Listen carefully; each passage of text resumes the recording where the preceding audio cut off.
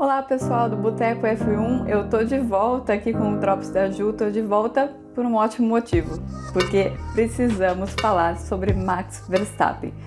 Lógico, ele venceu a última corrida, ele tá em voga agora na Fórmula 1, não vai ganhar, só se alguma coisa muito estranha acontecer, ele vai ganhar a próxima corrida na Inglaterra. Quem viu essa semana passada no meu blog, eu analisando por que a Red Bull ganhou, o que aconteceu de diferente no Red Bull Ring, já sabe que foi um one-off, né, como se diz em inglês, foi uma corrida atípica e que provavelmente dependeu muito das condições climáticas, mais o circuito, esse alinhamento perfeito dos planetas aí para o Max Verstappen ganhar. Isso não deve acontecer em Silverstone, porque a pista já não ajuda. E eu nunca vi Silverstone com tanto calor como eu vi lá na Áustria no domingo. Tava muito quente mesmo. Eu tava no grid, eu tava andando, eu fui de sapato preto, né? Cometi esse erro de ir de sapato preto. Eu ia praticamente pulando no grid de tão quente que tava o asfalto, né? Inclusive as equipes até colocaram aquelas cabaninhas para proteger o carro, o que acabou, obviamente, não sendo suficiente no caso da Mercedes. Mas o assunto aqui é o Max Verstappen, não só na corrida do último domingo, mas ele no geral. Eu tenho ficado impressionada com o tamanho do poder que o Verstappen tem ganhado na Fórmula 1 rapidamente. Por duas coisas. Uma, os pilotos jovens, eles têm um enorme respeito por ele, porque eles consideram que o Max é o piloto que abriu as portas para ele. Para eles, né, para esses pilotos jovens. Eu fiz uma matéria, na verdade, para a Auto Esporte japonesa sobre o que essa nova geração da Fórmula 1 tem de diferente. E eu fui entrevistando todo mundo, gente que trabalha com eles e eles mesmos. E é engraçado que eles apontam como o momento que mudou a vida deles o fato do Max ter entrado na Fórmula 1 tão cedo e ter ido tão bem tão cedo. E eles acham que é por isso que as portas começaram a se abrir para pilotos muito jovens, pilotos que tiveram mais ou menos a mesma trajetória do Max, no sentido de terem começado a ter uma abordagem muito profissional no kart. Então isso fez com que eles conseguissem ser mais profissionais com uma idade menor, mas ainda havia uma resistência na Fórmula 1 em relação a isso, o que não existiu mais depois que o Max chegou arrebentando. E aí as equipes falaram, talvez vou testar esse piloto aqui, vou dar uma chance para ele, e esses outros pilotos também responderam, porque é uma forma de carreira diferente, né? Uma carreira que começa muito profissional lá atrás. Esse é um ponto que eu considero importante para a gente entender o fenômeno Verstappen na Fórmula 1 e a importância que ele está ganhando na Fórmula 1, mas também um outro, que aí esse aí pega no dinheiro, pega no bolso, pega no que interessa na Fórmula 1, é o fenômeno de público que ele representa. Eu estava conversando outro dia com um colega meu da TV holandesa e ele tem mais de 30 anos de Fórmula 1, nunca deixou de trabalhar na Fórmula 1 como repórter, ou seja, a TV holandesa nunca deixou de estar presente na Fórmula 1, e ele me falava assim, para os holandeses o que precisava, existia uma latência, estava ali, eles só estavam esperando aparecer um cara muito bom, e ele apareceu, e a Fórmula 1 tá bombando na Holanda de um jeito que não bombava na Europa desde os tempos do Schumacher, né? Curioso que aqui na Inglaterra, onde eu estou gravando o vídeo, o Hamilton não tem essa mesma penetração, os ingleses têm uma resistência muito grande ao Lewis Hamilton, tem vários fatores aí que entram nesse mix aí de por que os ingleses não são tão fãs do Hamilton quanto deveriam ser, né? Um dos maiores pilotos já da história da Fórmula 1, mas esse é um assunto para outro vídeo, um assunto até bastante complicado. Mas voltando ao Max Verstappen, ele é um fenômeno na Holanda e ele é um dos personagens mais famosos da Holanda hoje. O esportista mais famoso, com certeza, até porque a Holanda passa num momento ruim, numa outra paixão deles que é o futebol, ficou fora da Copa do Mundo, então os holandeses estão numa relação um pouco mais distante em relação à seleção de futebol, ao mesmo tempo que o Max Verstappen está em todos os lugares. E a gente viu, não sei se vocês viram, eu acho que o Sérgio tem aí para colocar pra gente um vídeo do pessoal indo à loucura num cinema na Holanda, todo mundo assistindo corrida no cinema. Acho que isso até na época do auge do Ayrton Senna do Brasil, não sei se isso aconteceu no Brasil, não sei se alguém que... Eu morava numa cidade muito pequenininha, nem tinha cinema lá, mas não sei se alguém lembra de alguma coisa semelhante acontecer no Brasil na época do Senna, o que acontece agora com o Max Verstappen, o pessoal se encontrando no cinema para assistir uma corrida. E não coincidentemente vai ter a volta do GP da Holanda, mesmo num circuito com acesso horroroso. Existe um temor muito grande em relação a como vai ser a organização do GP da Holanda. Se você for procurar uma vaga no hotel para um dos 2 finais de semana que deve ser o GP da Holanda, o primeiro ou o segundo final de semana de maio do ano que vem, a gente está há muito tempo, você não vai encontrar hotel perto da pista, e até mesmo em Amsterdã, que não fica muito longe da pista, já está bastante difícil de encontrar hotel. Na verdade, os ingressos e as pessoas que pegaram esses hotéis, ou lógico, né, tem gente que mora perto, mas quem vai precisar pegar o hotel lá perto nem sabe se vai para a corrida, porque os ingressos não vão à venda. Existe um sistema de sorteio, então você se inscreve e aí você entra no sorteio.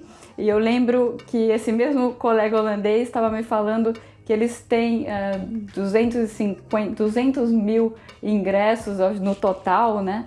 E que já tinham se inscrito 500 mil pessoas. É um país de 5, 6 milhões de pessoas, então a gente pode imaginar, só por esses números dá para saber qual é o tamanho dessa influência do Max Verstappen na Holanda, e isso é muito importante para as corridas europeias, principalmente o GP da Áustria, que a gente viu aquela maré de holandeses. O GP da Áustria, a organização lá entendeu muito bem o que os holandeses querem numa corrida, então eles dão uma área muito ampla com um camping muito bom.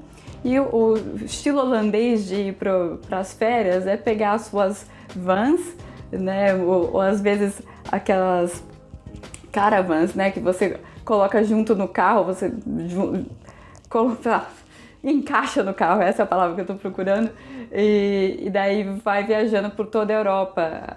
Os holandeses são muito assim, os alemães também, em alguma medida, dependendo da região da Alemanha, eles estão nessa pegada também. E o circuito de Red Bull Ring entendeu muito bem o que era preciso para atrair os holandeses, e atrai os holandeses a rodo. Muito interessante que eles atraem mais do que a Hockenheim. Hockenheim deve estar fazendo o seu último ano agora, né?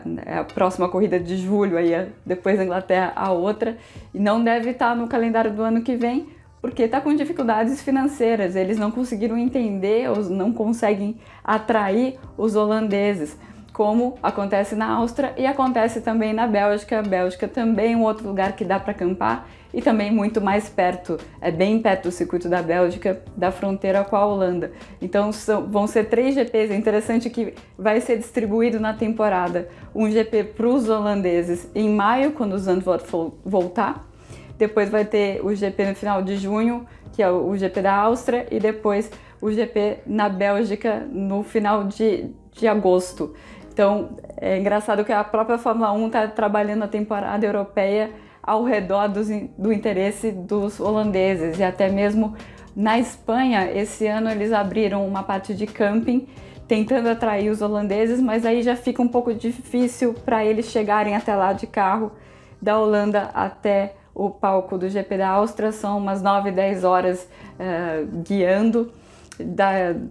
Até a Espanha é muito mais longe, já precisa dividir em 2, 3 dias para ir com calma. E eles não conseguiram o sucesso aí de pegar os holandeses, que esse tem sido o grande segredo das provas europeias que dão certo e as provas europeias que estão meio capengando.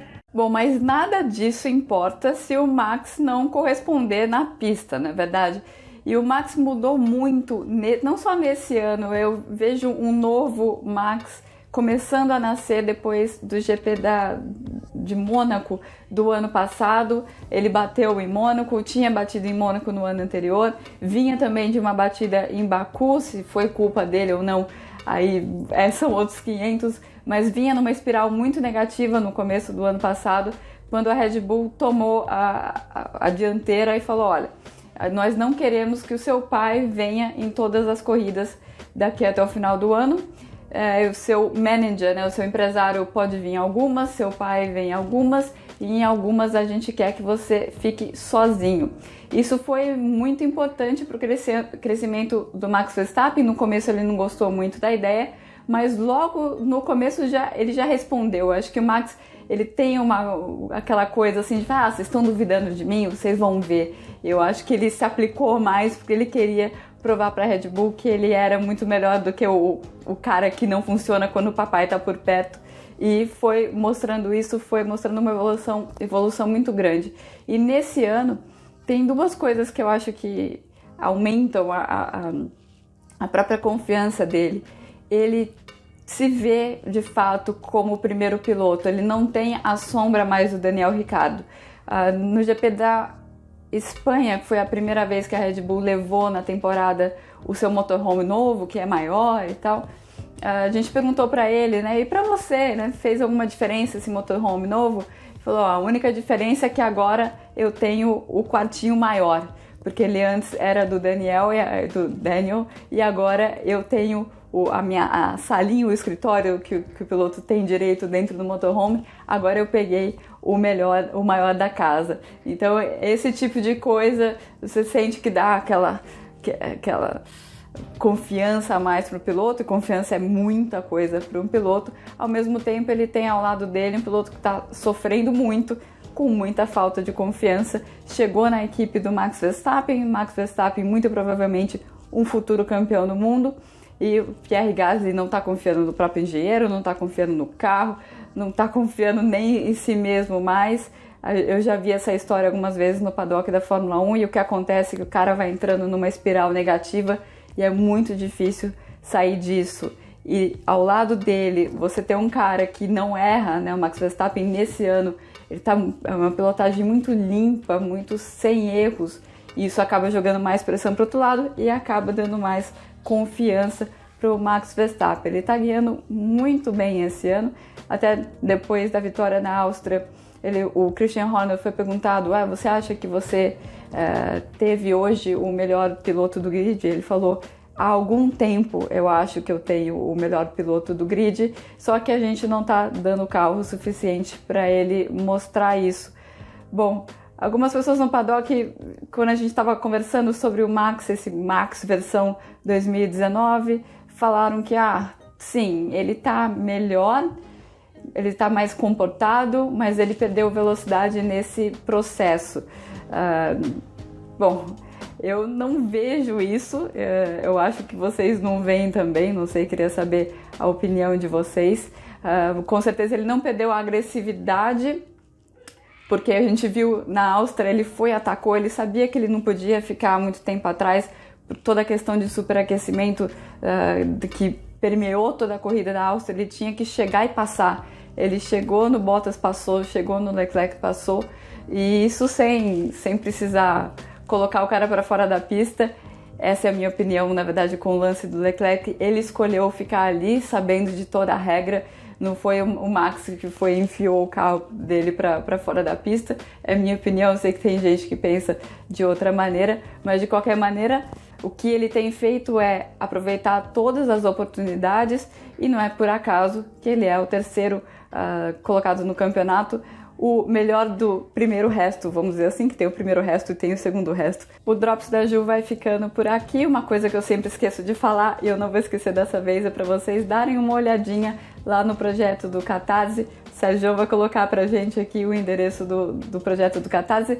Tem vários brindes, tem inclusive o ingresso para o GP do Brasil, para os 3 dias do GP do Brasil. Vocês podem concorrer, vou sortear entre os apoiadores do Catarse, e tem muito conteúdo, que esse é o fundamental do meu projeto do Catarse. Vocês são meus clientes e eu passo um conteúdo todo especial para vocês.